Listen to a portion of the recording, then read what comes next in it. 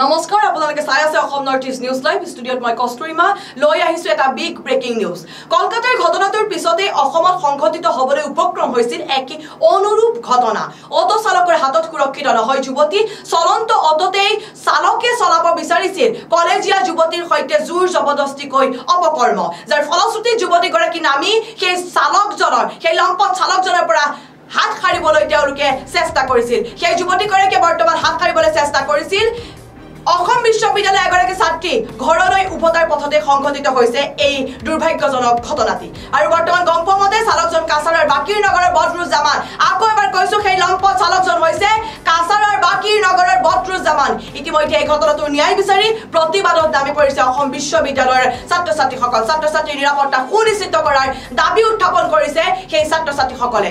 তেওঁলোকে পুনৰবাৰ প্ৰশ্ন কৰিছে, সঁচাকৈ নাৰী সুৰক্ষিত নহয় নেকি একাংশ পুৰুষৰ হাতত? কলকাতাত সংঘটিত হোৱা সেই নিৰ্লজ্জ, সেই হৃদয় বিদাৰক, সেই মৰ্মস্পৰ্শী কাণ্ডটোৰ পিছৰ পৰাও কিয় অসমৰ পুৰুষসকল, একাংশ পুৰুষ কিয় এতিয়াও সচেতন হোৱা নাই? কিয় একাংশ যুৱতী এতিয়াও সুৰক্ষিত নহয় সেই একাংশ পুৰুষৰ হাতত? আকৌ এবাৰ প্ৰশ্ন হৈছে, অসম বিশ্ববিদ্যালয়ৰ ছাত্ৰ ছাত্ৰীসকল বৰ্তমান চাঞ্চল্যকৰ পৰিৱেশৰ সৃষ্টি কৰিছে। তেওঁলোকে দাবী উত্থাপন কৰিছে, নাৰীৰ মৰ্যাদা লাগে, উই ওৱান জাষ্টিছ। এজন অটো চালকে চলন্ত সেই অটোখনতে কুকৰ্মত লিপ্ত হ'ব লৈছিল এজনী যুৱতীৰ, এগৰাকী অসম বিশ্ববিদ্যালয়ৰ ছাত্ৰীক। আকৌ এবাৰ কৈছো, এই ঘটনাটো সংঘটিত হৈছে, আপোনালোকে গম পাইছে।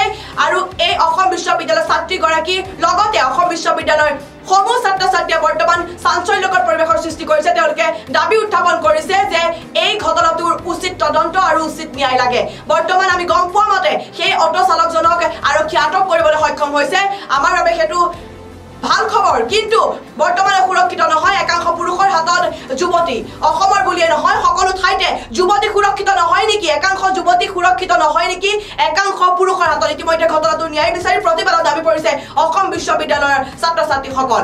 এই ঘটনাটোৰ যিজন লম্পট চালক, সেই লম্পট চালকজন হৈছে বদৰুজ্জামান। আকৌ এবাৰ কৈছো, সেই লম্পট চালকজনৰ নাম হৈছে বদৰুজ্জামান। ঘৰলৈ আহি থকাৰ পথতে চলন্ত অটোতে অটো চালকে কুকৰ্মত লিপ্ত হ'বলৈ, সেই ছোৱালীজনীক কুকৰ্মত লিপ্ত হ'বলৈ চেষ্টা কৰিছিল। কিন্তু সেই ছোৱালীজনীয়ে সেই অটোখনৰ পৰা নামি হাত সাৰিবলৈ চেষ্টা কৰিছিল। আৰু হাত সাৰাৰ পিছতে বৰ্তমান আৰক্ষীয়ে আটক কৰিছে সেই লম্পট বদৰুজ্জামানক। আমি গম পোৱা মতে সেই লম্পট বদৰুজ্জামানক বৰ্তমান আৰক্ষীয়ে আটক কৰিছে। কলকাতাৰ ঘটনাটোৰ পিছতেই অসমতো ঘটিছে এক অনুৰূপ ঘটনা। সেই কলকাতাৰ দুৰ্ভাগ্যজনক ঘটনাটোৰ উপক্ৰম হৈছিল আমাৰ অসমতো। সেই উপক্ৰম হৈছিল যে অনুৰূপ ঘটনা এটা ঘটাৰ ঠিক তেনে পৰিস্থিতিতে বৰ্তমান আটক কৰিছে আৰক্ষীয়ে সেই লম্পট বদৰুজ্জামানক। অটো চালকৰ হাতত সুৰক্ষিত নহয় বৰ্তমান অসমৰ যুৱতী। চলন্ত অটোতে চলাব বিচাৰিছিলে তেওঁ কলেজীয়া যুৱতীৰ সৈতে জোৰ জবৰদস্তিকৈ অপকৰ্ম, যাৰ ফলশ্ৰুতিত যুৱতীগৰাকী অটোৰ পৰা জঁপিয়াই সেই লম্পটটোৰ হাতৰ পৰা প্ৰাণ বচায়।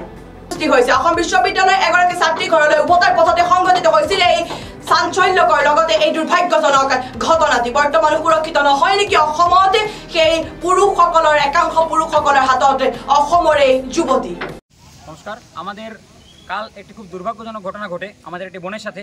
আমরা জানি এই সময়ে অলরেডি পুরো ইন্ডিয়াতে আছে কিভাবে নারী নির্যাতনের বিরুদ্ধে আওয়াজ উঠছে, কিন্তু তার মধ্যেই আমরাও সেদিন দুদিন আগেই এত বড় একটি র্যালি করি রাত্রেবেলা। তারপরেও কালকে রাখির দিনে আমরা সবাই রাখির প্রোগ্রামে যখন ব্যস্ত ছিলাম, আমাদের একটি বোন, সে মূলত ওয়েস্ট বেঙ্গলের, সে যখন আমাদের ইউনিভার্সিটি থেকে বেরিয়ে যাচ্ছিল আয়রংমারার বাজারের দিকে, সামনে থেকে একটি অটোতে সে উঠে, সেই অটোওয়ালা ওকে বলে যে পিছন দিকে মাল আছে, সামনে বসার জন্য অল্প জায়গা, সামনে বসে যাওয়ার জন্য। সে চিন্তা না করতে ভাবে ঠিক আছে, এখানে নর্মাল অটোওয়ালা এভাবে নেয় অনেক সময়, সামনে বসে সে যেতে লাগছিল। তারপর বাজার ক্রস করে ওকে যখন সেখানে সে নামায়, তার তখন দেখা যায় সে টাকা দিতে যাচ্ছে। সে অলরেডি অনেক কিছু এদিকের কথাবার্তা বলছিল বিভিন্ন রকম। সে টাকা দেবে, দেখা যাচ্ছে সে তার চেন খুলে প্যান্টের প্রাইভেট পার্ট দেখানো স্টার্ট করেছে। এমন একটা অবস্থায়, এমন সমস্যায় পড়ে ও ভয়ে সেই মেয়েটি কিছু করতে না পারে, সঙ্গে সঙ্গে সে দৌড়ে সেখান থেকে পালিয়ে যায়। আমাদেরকে প্রায় 15-20 মিনিট পরে, 20 মিনিট পরে যখন আমরা জানি, আমরা সব দিকে নাড়াচাড়া দিতে স্টার্ট করি, কিন্তু আমরা কালকে ওকে ধরতে পারিনি। আমরা পুলিশ প্রশাসন থেকে কালকেই এফআইআর জানিয়েছি, কালকে দিয়েছি, কিন্তু পুলিশ প্রশাসন 24 ঘন্টার মধ্যে ওকে ধরতে পারেনি। তারপর যখন পুরো ঘটনা সব দিকে চাউর হয়, আমাদের আরেকটি বোন, সে ওয়েস্ট বেঙ্গলের, সে বলে যে যেরকম কথাবার্তা সে বলছিল, যেরকম ছবি ওর বলছিল, সেরকমই কথাবার্তা ওকেও নাকি এরকম এক অটোওয়ালার সময় বলে টলে, খুব কথাবার্তা বলে টলে। সেই হিসাব করে সে আইডিয়ার ফলে একটা নাম্বার ছিল, ওই নাম্বারে দিয়ে ও বললো যে মেবি ওই অটোওয়ালা হতে পারে, তাকে ডাকার জন্য সে তাকে ফোন করলো। তখন তৎক্ষণাৎ সেই ফোন শুনে সে মেডিকেল থেকে অটোওয়ালাটা ছিল, সে আবার আসলো এবং ঠাকুরের ভাগ্য এতটুকু আজকে আমার বোনের সঙ্গে ঠাকুর ছিল, তাই সেই যখন অটোওয়ালা আসলো আমরা তৎক্ষণাৎ ধরা পড়লো, আমাদের ওই বোনটি জাস্ট ওকে দেখে করলো যে ওই অটোওয়ালা সেই অটোওয়ালা। ধরা পড়ার সঙ্গে সঙ্গে আজ পুলিশ 24 ঘন্টার মধ্যে ধরতে পারেনি। আমরা এর উপর কাজ করে আমরা 24 ঘন্টার মধ্যে আমাদের ছাত্র সংসদে হোক, আমাদের বাকি যত ভাই বোন আমাদের স্টুডেন্টরা আছে, বড় ভাইরা আছে এই ডিপার্টমেন্টের এবং অন্যান্য আমাদের বোনরা আছে বিভিন্ন হোস্টেলের, সবাই মিলে এই জিনিসটা কাজ করে একত্রে ওকে আমরা ধরে আজকে তাকে এখান থেকে ধরে আমরা পুলিশ প্রশাসনের কাছে নিকট ওকে দিয়েছি। কিন্তু তারপরে আমাদের একটাই দাবি, কেন প্রত্যেকবার একটার পর একটা ঘটনা হতে থাকে, কেন আমাদের বারবার দাবি জানানোর পরেও এই এলাকাতে যেহেতু বিভিন্ন এরিয়া থেকে সম্পূর্ণ ভারতবর্ষ থেকে আমাদের একটা মাত্র সেন্ট্রাল ইউনিভার্সিটি বরাকভ্যালিতে, পুরো আসামের 2টা সেন্ট্রাল ইউনিভার্সিটির মধ্যে একটা, এখানে কেন সিসি ক্যামেরা দেওয়া হয় না? যেহেতু টাউন এরিয়া থেকে অনেক দূরে, আমাদের দাবি কেন এখানে স্ট্রিট লাইট পর্যাপ্ত পরিমাণে লাগানো হয় না? কেন এনআইটি পয়েন্টের পর থেকে এই জায়গাটা পুরো অন্ধকার? আমি প্রশ্ন করছি আমার এই যে ডিস্ট্রিক্ট অ্যাডমিনিস্ট্রেশন আছে ওদেরকে, সিসি ক্যামেরা কেন নেই? আমাদের এখানে স্ট্রিট লাইট কেন পর্যাপ্ত পরিমাণে নেই? এখানে যেহেতু এই অঞ্চলে এত বড় সেন্ট্রাল ইউনিভার্সিটি, এত মেয়েরা এখানে ঘোরাঘুরি করে বিভিন্ন জায়গা থেকে এসে, ওদের সেফটিকে ম্যাটার করে না?